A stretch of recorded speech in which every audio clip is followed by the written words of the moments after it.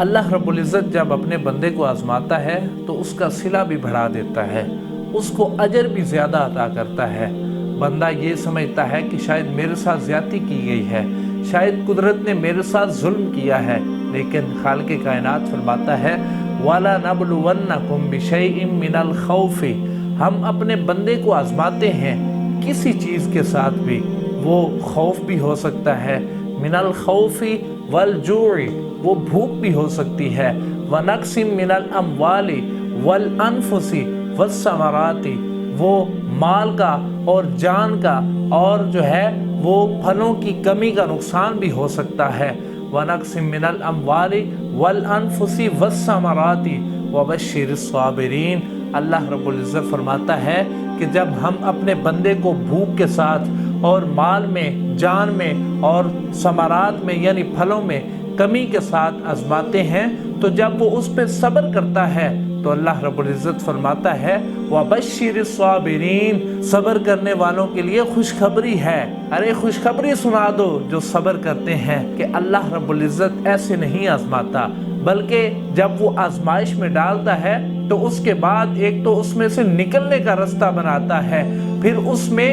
اجر عطا کرتا ہے، پھر ہمیں خوشخبری سناتا ہے، پھر ہمیں جنت کا پروانہ عطا کرتا ہے، اور پھر آگے فرماتا ہے الذین اذا اصابتہم مصیبہ، پھر وہ ہماری گارنٹی خود دے رہا ہے، فرماتا ہے کہ جب ان کو تکلیف پہنچتی ہے، جب ان کو آزمائش پہنچتی ہے، تو جب وہ صبر کرتے ہیں، الذین اذا اصابتہم مصیبہ، جب ان کو تکلیف پہنچتی ہے، مصیبت پہنچتی ہے، تو قالوا انا للہ وانا الیہ راجعون، تو پھر وہ کہتے ہیں ہم اللہ کی طرف سے آئے تھے، ہم اللہ کی جانب سے آئے تھے اور اللہ کی طرف ہی ہم نے لوٹ کے جانا ہے، اور ہمارا سارا مال، ہماری عزت، ہماری آبرو، ہماری جان، یہ سارے اللہ کے لیے ہے۔ یہ اللہ رب العزت آزمائش میں بھی خود ڈال رہا ہے، آزمائش سے نکلنے کا رستہ بھی بتا رہا ہے، اور آزمائش کا صلہ بھی بتا رہا ہے، اور پھر ہماری گارنٹی بھی دے رہا ہے کہ جب ان کو تکلیف میں دیتا ہوں نا،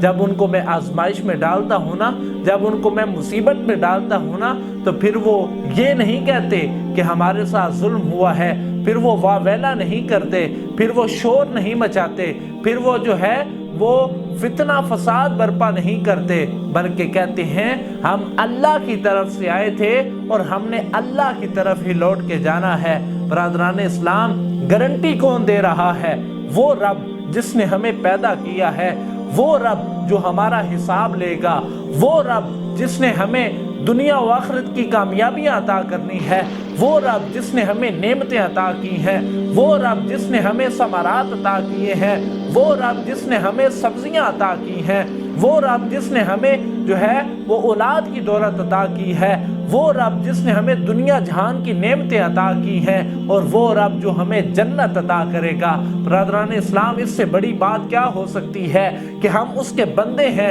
ہم اس کے گناہگار بندے ہیں، اور ہماری گارنٹی وہ دے رہا ہے۔ یہ ہمارے لیے تسلی کی بات ہے، یہ ہمارے لیے فخر کی بات ہے، ہمیں اس پہ فخر کرنا چاہیے کہ ہم اس رب کے بندے ہیں، ہم اس خالق کے بندے ہیں، ہم اس رازق کے بندے ہیں، ہم اس سمیع کے بندے ہیں، ہم اس کریم کے بندے ہیں کہ جو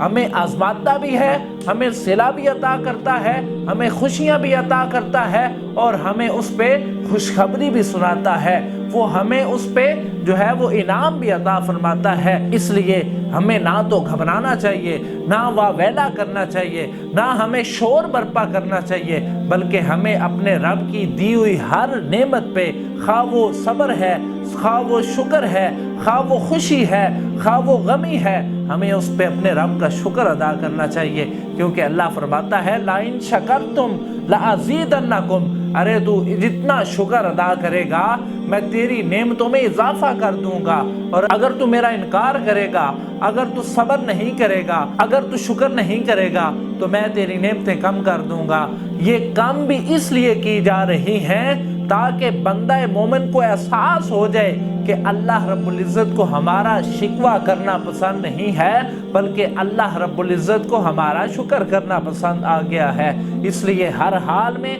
ہر کیفیت میں، ہر گھڑی میں، ہر لمحے میں، ہر کیفیت میں جو ہے وہ اپنے رب کا شکر ادا کیا کریں۔ اللہ ہمیں ہر دم ہر پل اپنا شکر ادا کرنے کی توفیق عطا فرمائے۔